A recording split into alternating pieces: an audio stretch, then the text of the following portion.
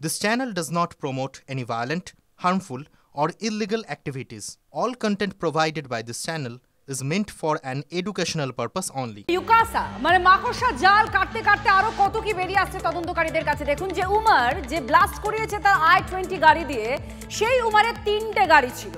3টে গাড়ি মানে i20 সহ আরো দুটো গাড়ির হদিশ পেয়েছেন তদন্তকারীরা। একটা লাল গাড়ি, আরো একটি গাড়ি, সেই গাড়িটা বিশ্ববিদ্যালয়ের ভেতরেই পার্ক করা ছিল। ফোর্ড ইকোস্পোর্ট আর তারপর ব্রিজা, এই 3টে গাড়ি উমারের নামেই কেনা হয়েছে। শান্ত আমাদের প্রতিনিধি আমাদের সঙ্গে রয়েছেন। শান্ত, একের পর এক গাড়ির হদিশ, তাহলে কি এগুলো কোনো নাশকতার কাজে ব্যবহারের উদ্দেশ্য ছিল? তদন্তকারীরা কি বলছেন? একজন আত্মীয়কেও পাওয়া গিয়েছে এই গাড়ি যার কাছে ছিল, কি তথ্য? আর একদমই দেখো, এই যে গাড়িগুলো মূলত হদিশ মিলছে বা যে গাড়িটা ব্লাস্ট হয়েছে, প্রত্যেকটা গাড়ি কিন্তু একটা যোগসূত্রে বাঁধা। তা হচ্ছে প্রত্যেকটা গাড়ি হয় সেকেন্ড হ্যান্ড ইউজ অথবা থার্ড হ্যান্ড ইউজ, এবং সেই তৃতীয় ব্যক্তি বা সেকেন্ড ইউজের পর কিন্তু এই উমরের কাছে আসতে হবে, উমর বিকৃত। সবচেয়ে বড় কথা, এই গাড়িগুলো কোথাও না কোথাও কাশ্মীরের পুলওয়ামা বা অনন্তনাগ যোগ পাওয়া যাচ্ছে। দেখো, যে গাড়িটা ব্লাস্ট হয়েছে সেই গাড়িটা যেমন পুলওয়ামা যোগ পাওয়া গিয়েছে, যে গাড়িটি আমরা কিছুক্ষণ আগে এই ইউনিভার্সিটি আলফাল্লা ইউনিভার্সিটি থেকে মাত্র 8 কিলোমিটার দূরে পেয়েছি, সেই গাড়িটা কিন্তু এটি লাল গাড়ি। সেই ইকোস্পোর্ট গাড়িটাও কিন্তু সেকেন্ড হ্যান্ড ইউজ, এবং সেটাকে দুবার হাত বদল হয়ে তারপর তার উমরের কাছে এসেছিল। এবং যে তৃতীয় গাড়িটা ব্রিজ, আমি ব্রিজের গাড়িটা তোমার ব্রিজের গাড়িটা দেখাতে বলবো। এই ঠিক পার্কিং লট, আমি অনুদীপকে বলবো দেখানোর জন্য। আমরা ঠিক সামনেই পৌঁছেছি। এই সেই পার্কিং লট তুমি দেখতে পাচ্ছ, প্রত্যেকটা গাড়ি দাঁড়িয়ে রয়েছে। এই পার্কিং লটে কিন্তু গাড়িটা রাখা রয়েছে।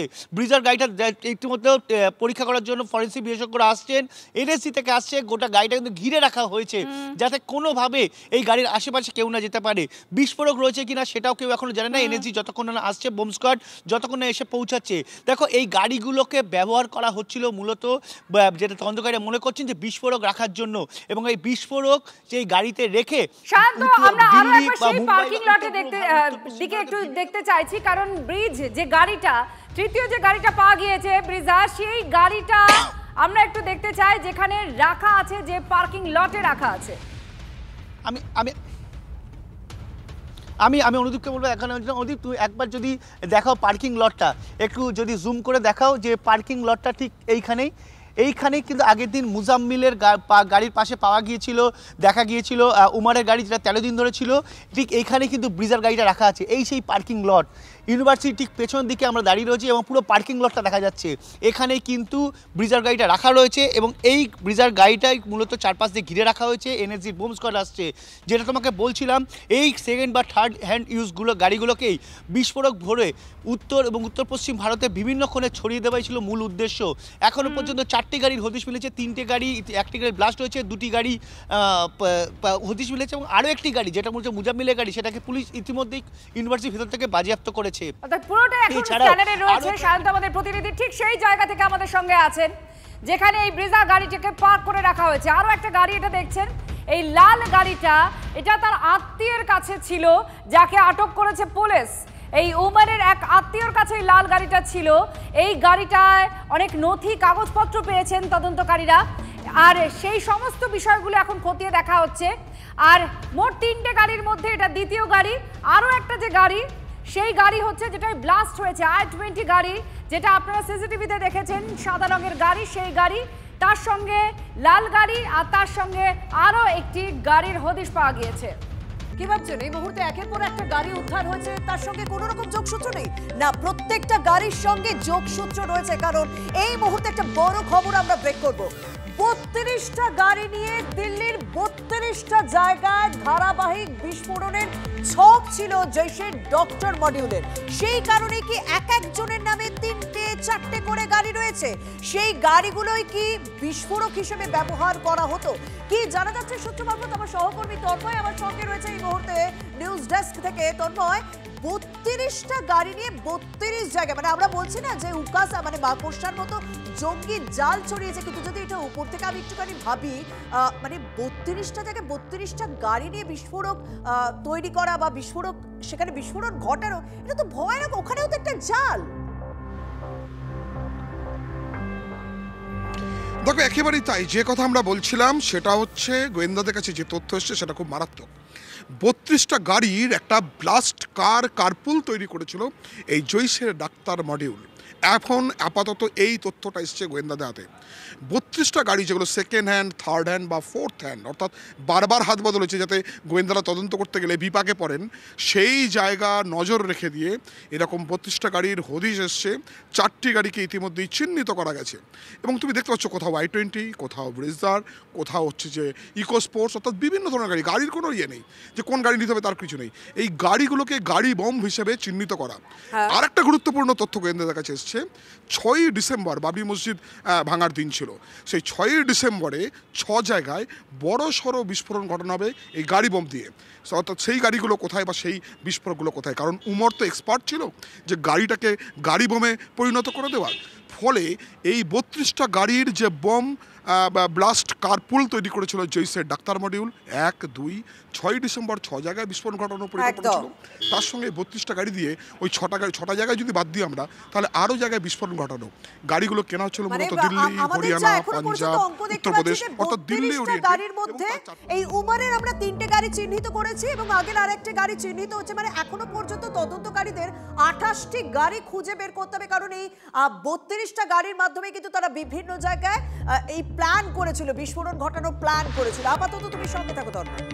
এই ডাক্তারের আড়ালে জৈশ জঙ্গিদের গোটা মডিউলের মধ্যে কিন্তু শাহিদের ভূমিকা সবচেয়ে বেশি সন্দেহজনক, এমনটাই মনে করছেন গোয়েন্দারা। তার কারণ জৈশের যে মহিলা ব্রিগেড, তার ভারতীয় শাখার মাস্টার মাইন্ডই এই শাহিদ।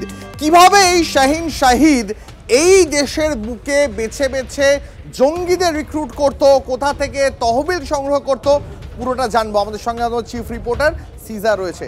সিজার, কিভাবে এই শাহিন এই দেশের বুকে থেকে প্রত্যেক দিন একটু একটু করে আমাদের দেশকে রক্তাক্ত করছিল? দেখো, এই যে গোটা ফরিদাবাদ মডিউল বা ডক্টরস মডিউল যদি বলো, সেই ডক্টরস মডিউলে মাথা হিসেবে কিন্তু কোথাও বারবার গোয়েন্দারা মনে করছেন লখনৌয়ের মেয়ে শাহিদকে। একজন চিকিৎসক, প্রথম দিক মেধাবী ছাত্রী ছিলেন, কিন্তু হঠাৎ করেই তার জীবনে একটা মারাত্মক পরিবর্তন এসে যায় এবং তিনি কানপুরের মেডিকেল কলেজ ছেড়ে তিনি চলে যান, কার্যত বেপাত্তা হয়ে যান। এবং তারপরে যখন ফিরে আসেন, গোয়েন্দারা মনে করছেন এই মাঝখানের সময়টাতেই তার ইন্ডক্ট্রিনেশন হয়েছিল, তার মগজধোলাই হয়েছিল এবং তারপরেই তিনি জৈশের যে মহিলা ব্রিগেড জামাতুল মমিনাত তার দায়িত্ব পান। ভারতে তার দায়িত্ব পেয়ে তিনি ধীরে ধীরে তার যে লোকাল রিক্রুট কমান্ড সেন্টার তৈরি করছিলেন এবং যেটা মনে করা হচ্ছে, যে সমস্ত নথি পাওয়া গেছে, যে শাহিন ফরিদাবাদের আশেপাশে হাপুর, নুয়ের মতো জায়গা বা সাহারানপুরে, যেখানে তুলনামূলক কিছুটা গ্রামাঞ্চলে, যেখানে শহরতলি এলাকায়, সেখানে সেই কমান্ড সেন্টারটা তৈরি করার চেষ্টা করছিলেন, সেখানে রিক্রুটমেন্ট শুরু করেছিলেন এবং একটা ফান্ড তিনি নিয়মিত পাচ্ছিলেন এবং সেই ফান্ড সরাসরি পাকিস্তান থেকে আসেনি, মধ্যপ্রাচ্যের বিভিন্ন দেশ ঘুরে, কখনো জাকাতের নামে, কখনো অন্য কোনোভাবে তার কাছে এসছে এবং সেই টাকার অঙ্কটা কিন্তু অনেকটাই 30 থেকে 40 লক্ষ টাকা হদিশ ইতিমধ্যেই পাওয়া গেছে এবং সেইটাকে দিয়েই তিনি কিন্তু এই রিক্রুটমেন্টের পাশাপাশি এই গোটা অপারেশনের ছকটা সাজাচ্ছিলেন। সিজার, অনেক ধন্যবাদ তোমাকে। এই মুহূর্তে আমাদের সঙ্গে সরাসরি গেস্ট রয়েছেন কর্নেল দীপ্তাংশু চৌধুরী। কর্নেল চৌধুরী, যেভাবে এই শাহিন এই গোটা ডাক্তার মডিউলের একেবারে অন্যতম মাথা বলা চলে এবং যেভাবে সিজার জানাচ্ছিল যে মধ্যপ্রাচ্যের একাধিক দেশ হয়ে পাকিস্তানের টাকা সরাসরি এই শাহিনের মাধ্যমে এই জঙ্গিদের হাতে যেত, কত বড় জাল ছড়িয়ে রেখেছিল এই শাহিনরা? দেখুন, শাহিনের মতন ডাক্তারদের প্রথম কথা রিক্রুট করেছিল যারা হ্যান্ডলার, তারা করেছিল। এবং একটা বড় জিনিস দ্বীপের মধ্যে আমরা বারবার ডিসকাশন করছি, এই ধরুন মুজাম্মেল অথবা যারা কাশ্মীর থেকে এসেছিল, যারা অনন্তনাগ থেকে এসেছিল, যারা গান্ডারওয়াল থেকে এসেছিল, এই ডাক্তার যারা এসেছিল তারা তো হরিয়ানায় কিছু চিনতো না, তারা তো উত্তরপ্রদেশে কিন্তু চিনতো না, ফরিদাবাদে কিন্তু কেউ কিছু চিনতো না। এই যে এত গাড়ি কিনেছে, এত হাজার কিলো একত্রিত করেছে এবং প্রত্যেকটা এক্সপ্লোসিভ বানানো কিন্তু এত সোজা নয়। আমরা যত সোজাভাবে এই টিভির পর্দায় আমরা ডিসকাশন করছি, it is a highly technical job. যদিও এটা crude bomb, it is not a military grade bomb, but it is still very difficult. IED বানানো এত সহজ নয়। তার মানে এখনো যে মাথাগুলো আছে, যে হ্যান্ডলার, যারা এদের আশ্রয় দিয়েছে, যারা এদের হেল্প করছে, একা নবী এতগুলো বোম বানাতে পারে না। দেয়ার উইল বি আরো অনেক এক্সপার্ট, আইডি এক্সপার্ট, যারা এই বোমগুলোকে একত্রিত করছে। যদি 32টা এটা তো ভয়ানক একটা খবর যদি 32টা গাড়ি এবং 32 জায়গায় লাগানো হতো। এখান থেকে কর্নেল চৌধুরী একটা বিষয় সরঞ্জাম স্পষ্ট যে কত বড় বিস্ফোরণের ছক এই জঙ্গিরা কষে রেখেছিল এবং ভারতবাসী কত বড় একটা বিপদের হাত থেকে কিন্তু আপাতভাবে রক্ষা পেয়েছেন। কর্নেল চৌধুরী আমাদের সঙ্গে থাকুন।